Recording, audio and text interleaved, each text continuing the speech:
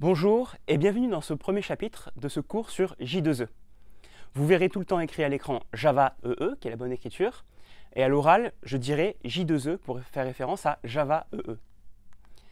Aujourd'hui, J2E est devenu la plateforme de choix des grandes entreprises pour développer notamment des sites web solides, robustes et bien structurés.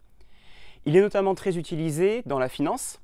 Par exemple, il y a de fortes chances que votre banque l'utilise, ou encore même l'État français, parce qu'on a confiance dans cette plateforme, parce qu'elle a acquis une très grande maturité professionnelle. Concrètement, qu'est-ce que J2E? J2E est basé sur un langage de développement qui est aujourd'hui bien connu et bien établi, notamment dans le monde des entreprises, c'est Java. Java permet de développer des applications. Par-dessus Java, on a rajouté un ensemble de bibliothèques qui ajoutent en réalité des fonctionnalités à Java, et c'est J2E.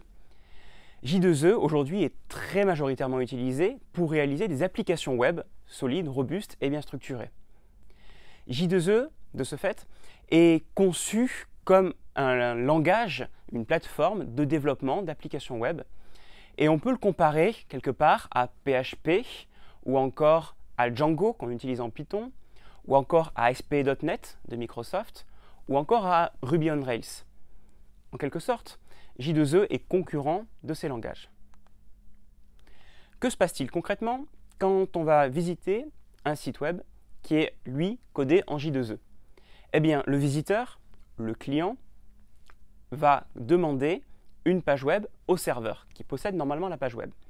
Ce serveur possède le code en langage Java, J2E, et il la génère, il génère une page web HTML qu'il retourne ensuite au visiteur, qui peut du coup afficher la page.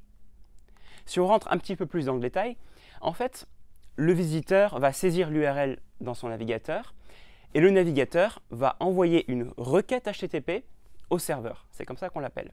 Le serveur fait un peu sa tambouille interne et va transformer, générer une page HTML et retourne ce qu'on appelle une réponse HTTP. Voilà un peu le vocabulaire que l'on doit connaître puisque Java J2E est particulièrement basé là-dessus. Alors, qu'est-ce qui se passe si on regarde un petit peu plus dans le détail encore?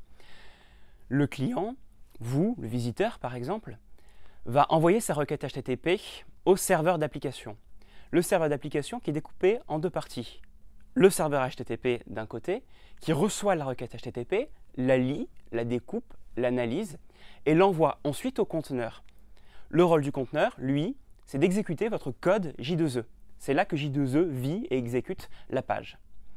En fait, cet ensemble, le serveur d'application, il en existe plusieurs. Nous allons utiliser Apache Tomcat, qui est un logiciel open source et gratuit. Il faut savoir qu'il en existe beaucoup d'autres, notamment des propriétaires et payants, qui sont particulièrement utilisés dans les grandes entreprises en production pour, par exemple, gérer le code d'une banque. Donc, notre serveur d'application, Apache Tomcat ici, va ensuite renvoyer la réponse HTTP au client. En résumé, J2E est une plateforme de développement basée sur Java. Il faut donc connaître le langage Java pour pouvoir faire du J2E. On retrouve J2E en particulier dans les très grandes entreprises, même si on peut aussi le retrouver dans certaines startups. Le principe de J2E est un peu le principe du web. Le client envoie une requête HTTP au serveur qui génère une page web et retourne une réponse HTTP. Pour le serveur, nous allons utiliser Apache Tomcat, qui est un logiciel open source, libre, gratuit et facile à utiliser.